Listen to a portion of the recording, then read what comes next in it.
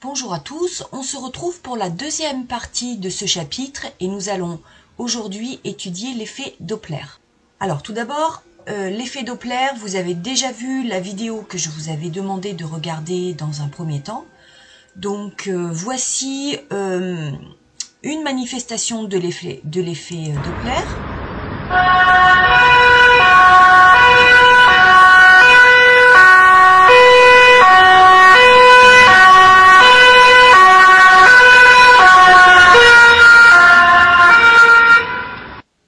Donc en effet, nous avons entendu une sirène qui s'approchait donc de nous, où nous étions récepteurs fixes par rapport à la route, et on a entendu dans un premier temps, un son aigu. Puis dès que la voiture nous a dépassés, eh bien le son a changé et est devenu beaucoup plus grave. Voilà, c'est ça l'effet Doppler. Donc, par exemple, nous avons ici deux personnages qui sont fixes et puis ce personnage-là va émettre un son.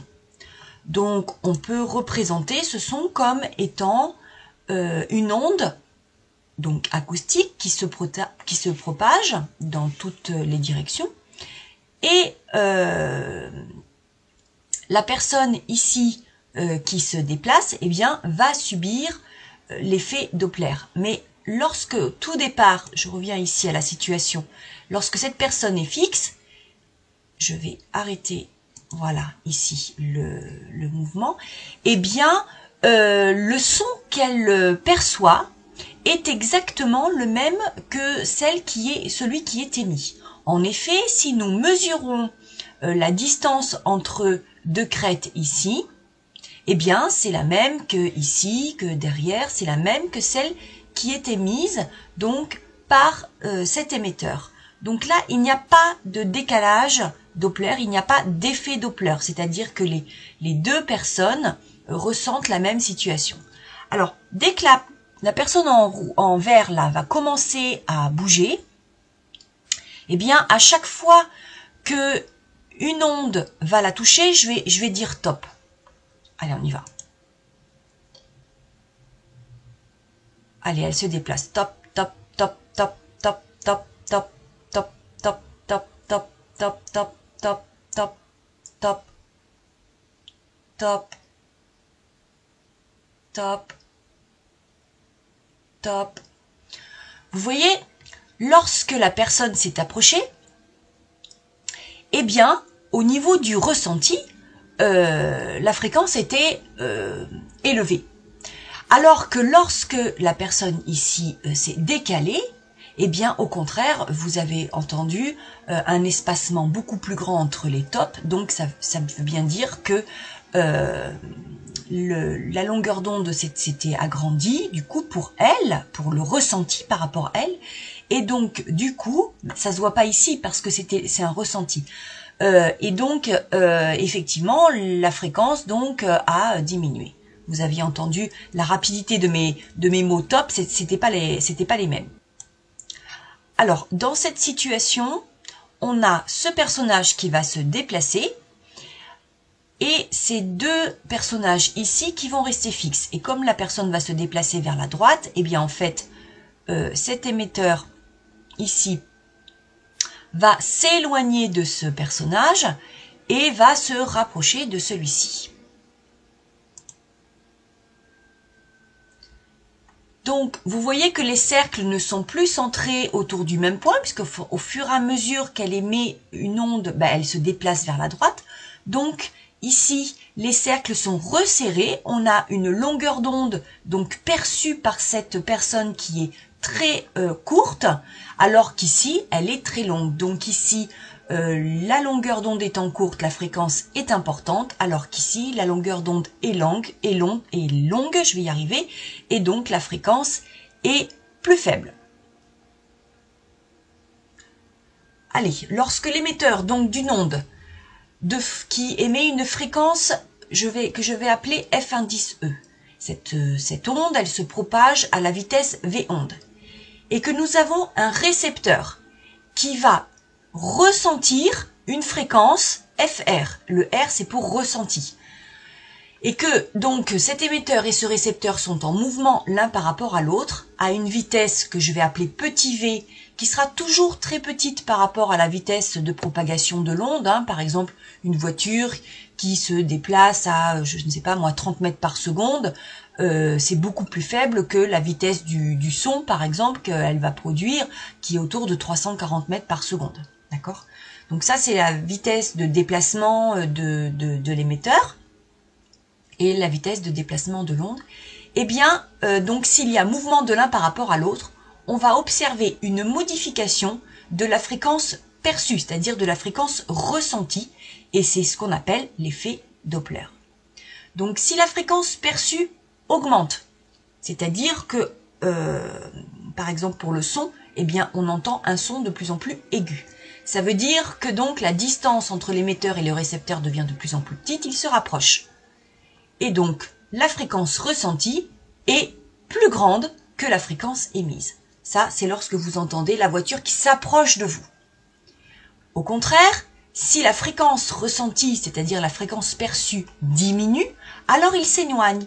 Et du coup, le son devient plus grave. Effectivement, la voiture, une fois qu'elle vous a dépassé, on entend un son plus grave. La fréquence ressentie est moins forte que la fréquence émise qui, elle, n'a pas bougé pendant tout le long du mouvement, hein.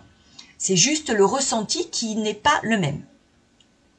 Et on va appeler le décalage Doppler, eh bien la relation, donc delta F, ça sera toujours la fréquence ressentie moins la fréquence émise.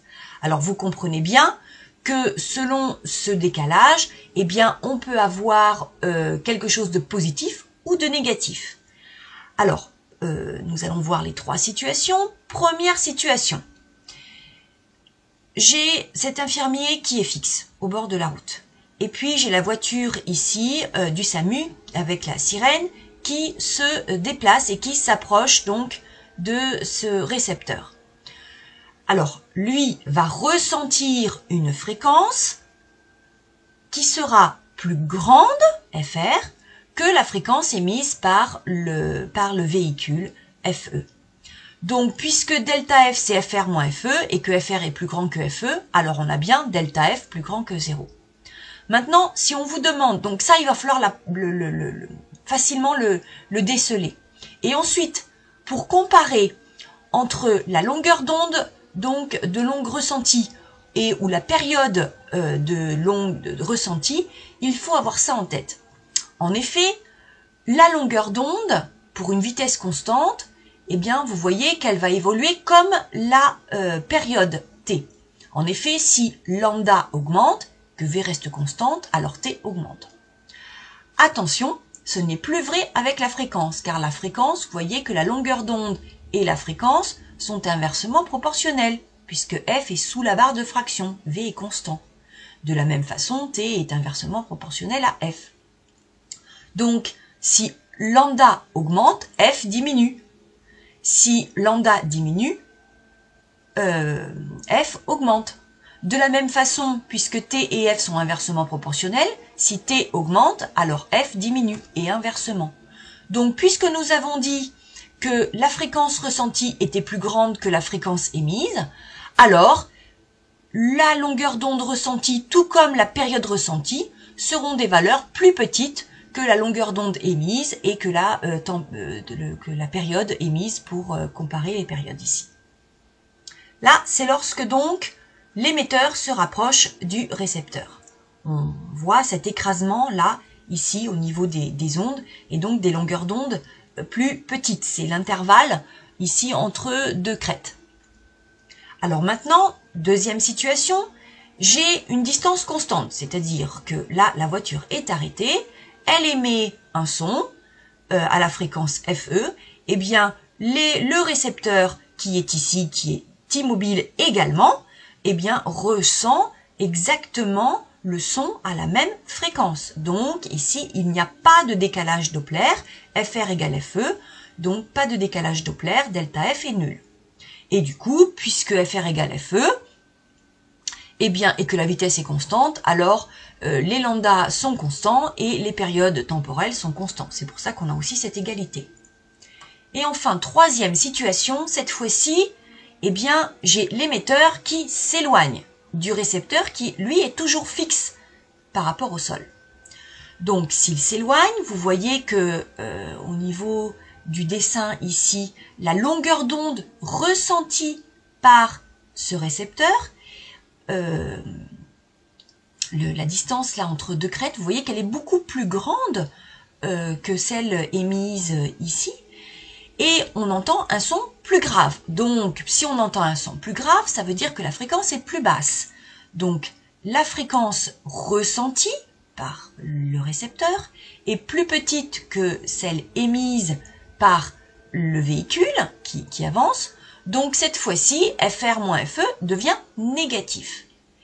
Et comme FR varie dans le sens inverse de lambda et de TR, eh bien si FR est plus petit que FE, alors lambda R est plus grand que lambda E et TR est plus grand que TE également. Le numéro 8, page 358. Alors, vous avez ici des situations différentes et on vous demande de repérer celles qui sont la conséquence d'un effet Doppler. Alors, petit a, la fréquence d'une note de musique est modifiée lorsque le musicien accorde son instrument. Ici, effectivement, la note de musique va être modifiée, mais ce n'est pas parce que l'instrument se déplace. C'est tout simplement parce que on joue sur une note différente au niveau de la fréquence. Donc là, ce n'est pas un effet Doppler, il n'y a pas de mouvement de l'instrument par rapport au musicien. Petit b, le niveau sonore de la sirène d'un camion de pompiers qui augmente lorsque ce camion se rapproche.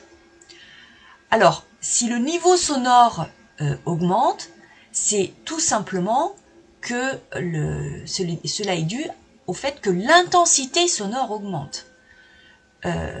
Parce que il y a une atténuation qui est moins importante.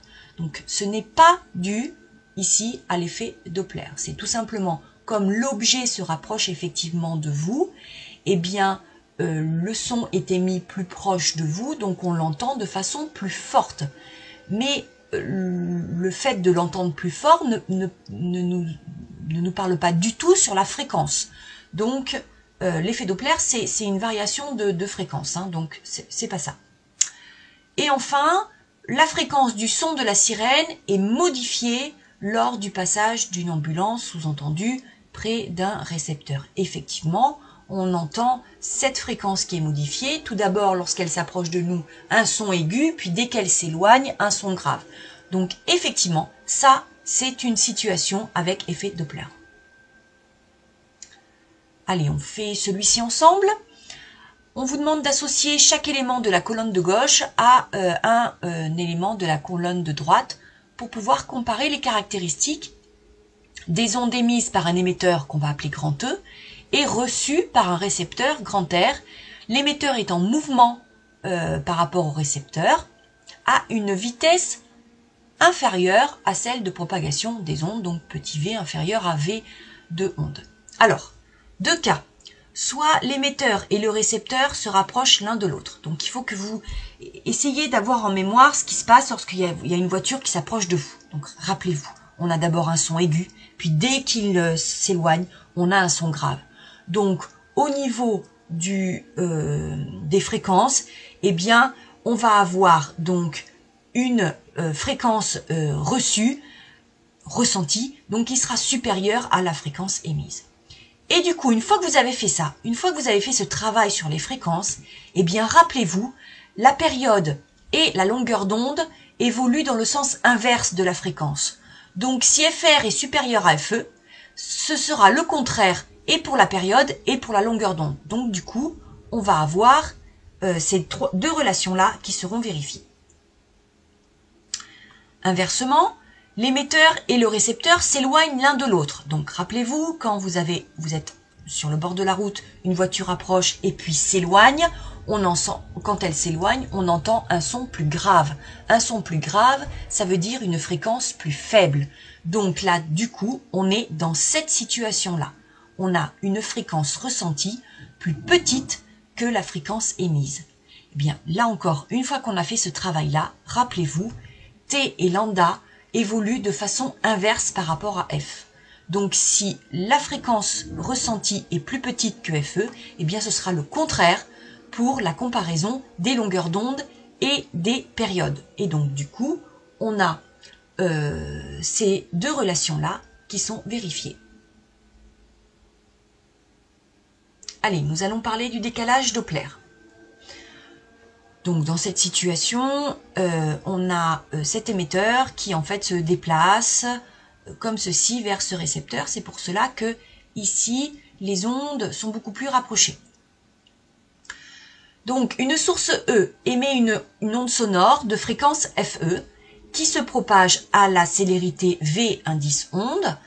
La source s'approche du récepteur à une vitesse petit v, la vitesse est beaucoup plus petite que la vitesse de propagation des ondes, donc s'approche d'un récepteur R.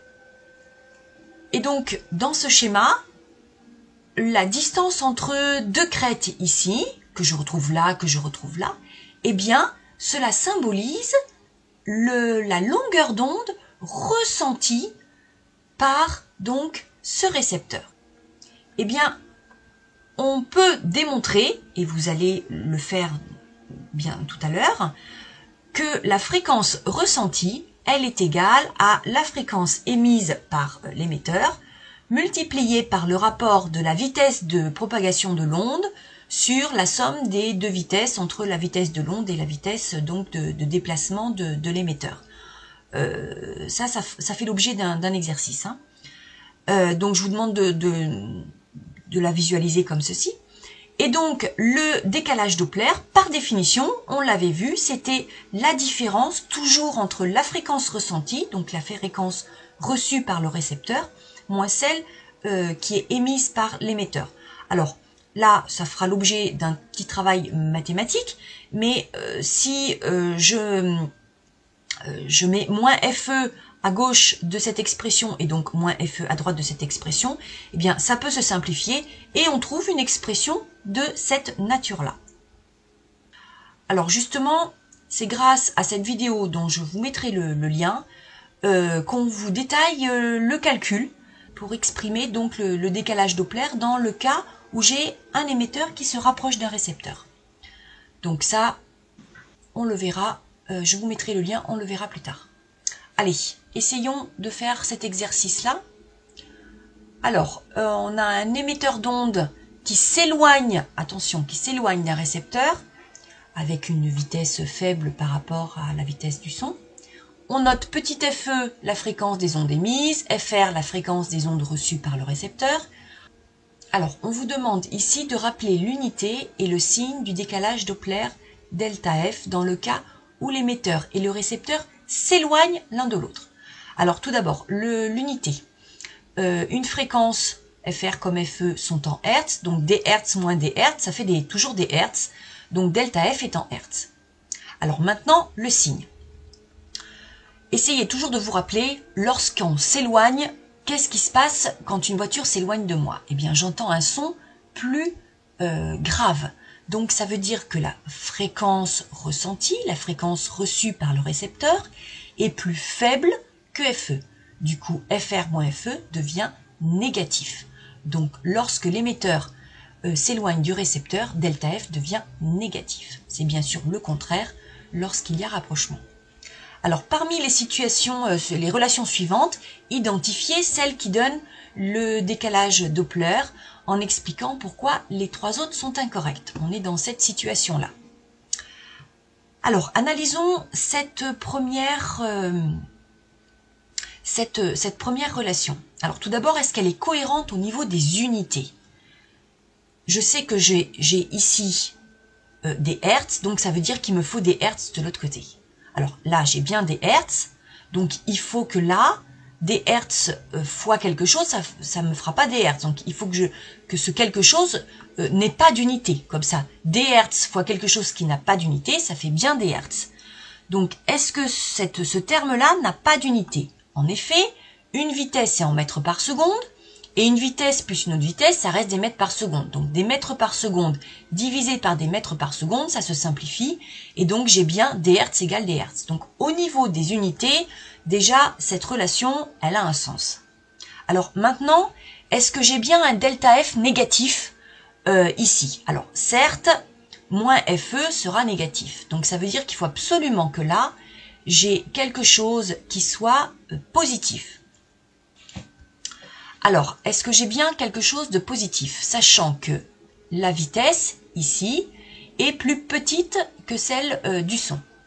Donc, vitesse du son plus une vitesse, ça fait quelque chose de positif. Et là, une vitesse positive. Donc, bon, quelque chose de positif divisé par quelque chose de positif, ça me fera quelque chose de positif. Donc, multiplié par quelque chose de négatif, j'aurai bien un delta F négatif. Donc, a priori, cette relation, elle semble convenir. Étudions celle-ci à présent. Alors, au niveau des unités, je suis un petit peu dans la même situation. Là, des vitesses moins des vitesses, ça fait bien des mètres par seconde. Ici, au numérateur, des mètres par seconde. Donc, ici, tout ce facteur, au total, je n'ai pas d'unité. Donc, je vais bien avoir des hertz égale des hertz. Maintenant, est-ce que j'ai, rappelez-vous, je dois avoir un delta F négatif. Est-ce que j'ai quelque chose de négatif ici? Sachant que ça, c'est positif. Je n'ai pas de moins cette fois-ci. Donc, n'oubliez pas, la vitesse du son est plus grande que V. Donc, V son moins V, ça sera quelque chose de positif. Or, ici, c'est positif également. Donc, en fait, tout est positif ici. Donc, du coup, delta F est positif. Je ne suis pas dans la situation où l'émetteur s'éloigne du récepteur. Donc, cette relation ne convient pas. À présent, regardons cette relation-là. Au niveau des unités, j'ai une vitesse moins une vitesse, ça fait une vitesse, c'est-à-dire ici, au numérateur, j'ai des mètres par seconde divisé par des hertz. Donc, en tout, j'ai des mètres par seconde par hertz. Bon, ben ça, c'est pas des hertz. Donc, cette relation n'a aucun sens. Au niveau des unités, elle n'est pas du tout compatible. Ici, à présent. Une fréquence divisée par une fréquence. Donc, des hertz divisé par des hertz, ben, ça se simplifie, j'ai plus d'unité là. Et multiplié par, ici, une vitesse moins une vitesse, ça fait une vitesse. Donc ici, tout ce terme-là, il est en mètres par seconde. Donc mètres par seconde multiplié par quelque chose qui n'a pas d'unité, ça reste des mètres par seconde et ça ne fait absolument pas des hertz. Donc cette relation n'est pas bonne non plus. Du coup, la seule relation qui est correcte pour ce cas de figure est celle-ci. Exercice numéro 14. Alors, fonctionnement d'un radar. En effet, les radars utilisent le phénomène Doppler. Donc, on a un radar qui émet une onde de fréquence FE fixe qui vaut cette valeur-là.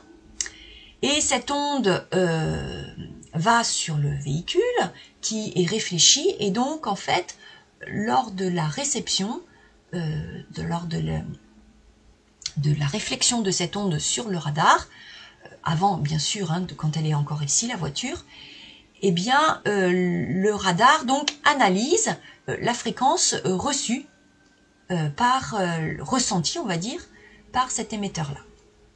Alors, du coup, le radar a mesuré la fréquence reçue de l'onde réfléchie et a exploité le décalage Doppler en calculant delta F égale FR moins FE, puisque lui, il sait à quelle valeur FE il a envoyé cette onde. Alors, lors du passage d'une voiture, le radar a mesuré un décalage Doppler qui fait 6451 Hz, enfin 6,451 10 puissance 3 Hz. Et donc, on vous donne l'expression du décalage Doppler, alors qui est ici un petit peu plus compliqué.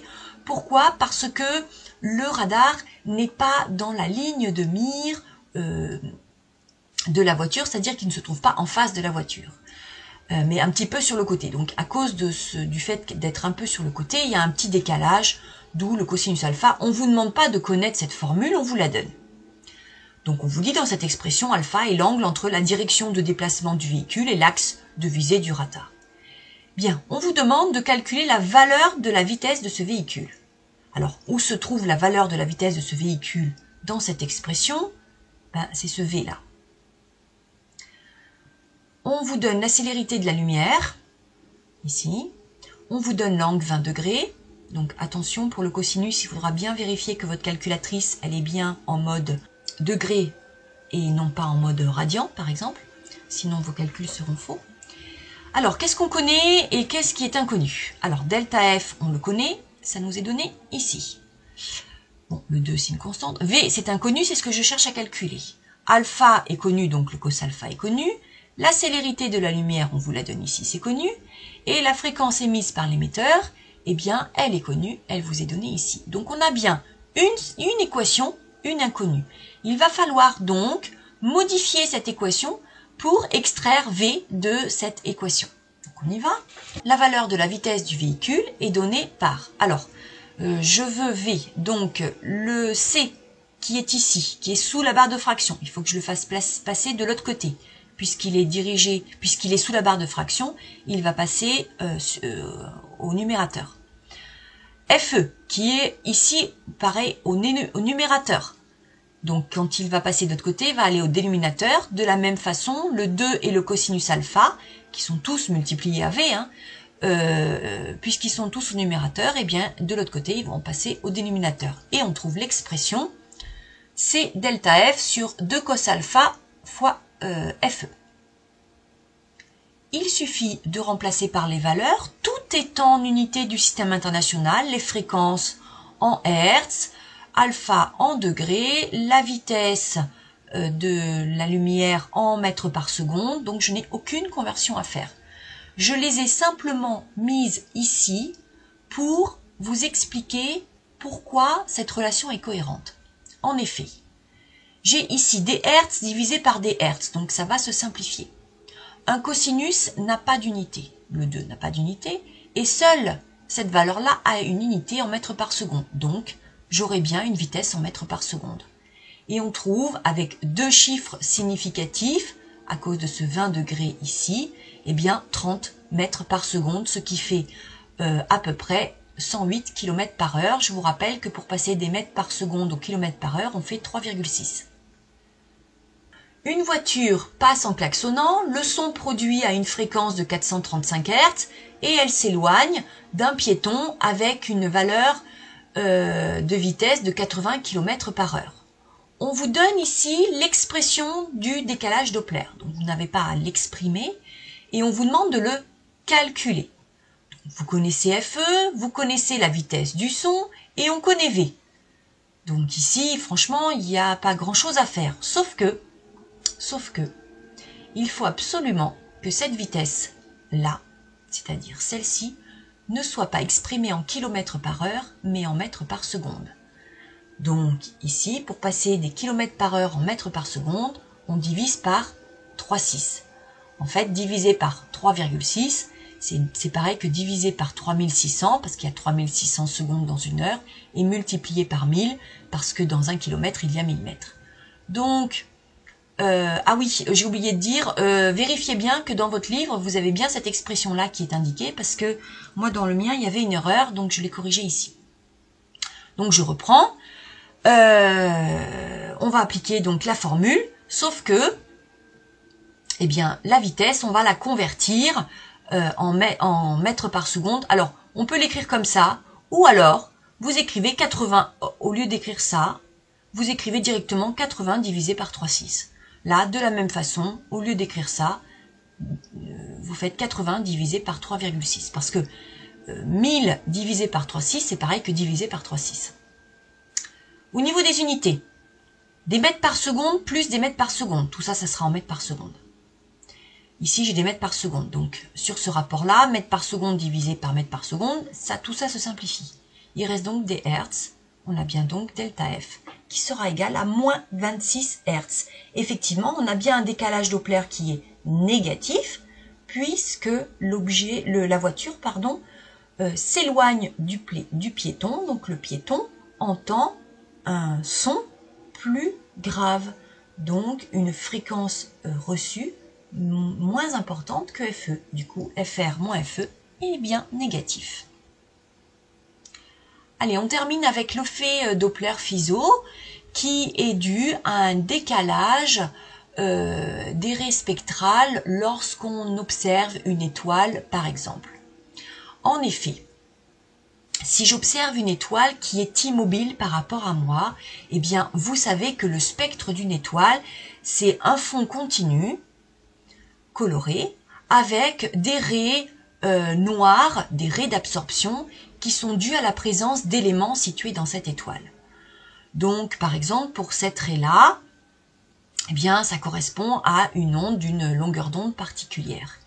Eh bien, comme pour le cas des ondes sonores, eh bien, on a exactement la même chose pour les ondes lumineuses. Lorsque l'étoile va s'éloigner de la Terre, eh bien, on va voir les longueurs d'onde, donc des raies, qui vont se décaler vers les rouges. Donc vers des longueurs d'onde plus grandes, c'est-à-dire des fréquences plus faibles, exactement comme pour les ondes sonores. Inversement, une étoile qui va se rapprocher de nous, eh bien cette longueur d'onde va se décaler vers les bleus, c'est-à-dire vers des longueurs d'onde plus petites, plus courtes, donc ça veut dire des fréquences plus élevées lorsque l'étoile se rapproche. Et donc, on dit que si l'étoile s'approche de nous, les raies spectrales sont toutes décalées vers le bleu, on appelle ça le blue shift, avec donc des longueurs d'onde de plus en plus courtes. Et inversement, si elles s'éloignent de nous, toutes ces raies vont être décalées vers le rouge, ça s'appellera le redshift, avec donc des longueurs d'onde de plus en plus grandes. Et donc, lorsqu'on observe des galaxies très éloignées de nous, eh bien, nous constatons qu'elles s'éloignent toutes de nous. C'est la loi de Hubble qui décrit ainsi l'expansion de l'univers. Et donc, globalement, les galaxies qui sont très éloignées, eh bien, s'éloignent de nous. Donc, on est dans le cas du redshift. Ce qui permet d'expliquer l'expansion de l'univers.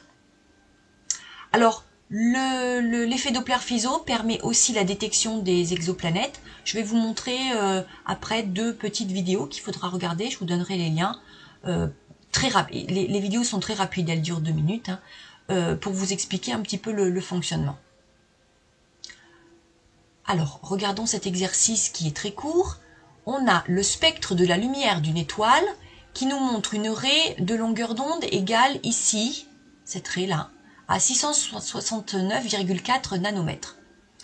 Avec une source et un capteur immobile sur Terre, eh bien cette même raie a une longueur d'onde à 656,3 nanomètres et on vous demande d'interpréter cette observation. Donc en fait ici, il faut comparer la longueur d'onde ressentie à celle que nous aurions eue si le capteur était immobile sur Terre. On s'aperçoit ici que la longueur d'onde ressentie est plus grande que celle de l'émetteur. Une longueur d'onde plus grande, ça veut dire une fréquence plus courte. Une fréquence plus courte, ça veut dire, essayez de vous rappeler au niveau du son, une fréquence plus courte, ça veut dire une fréquence plus basse. Donc ici, on a quelque chose qui se décale vers les rouges, vers les grandes longueurs d'onde. Et donc, c'est le redshift, ça veut dire que l'étoile s'éloigne de nous. On termine avec cet exercice-là. Alors, on a une étoile, cette fois-ci, qui se rapproche de la Terre, avec une vitesse de déplacement qui est bien inférieure à la célérité de la lumière. Le spectre de la lumière de cette étoile comporte une raie de longueur d'onde lambda, et cette même raie obtenue avec un capteur qui serait immobile sur Terre, elle aurait une longueur d'onde lambda 0.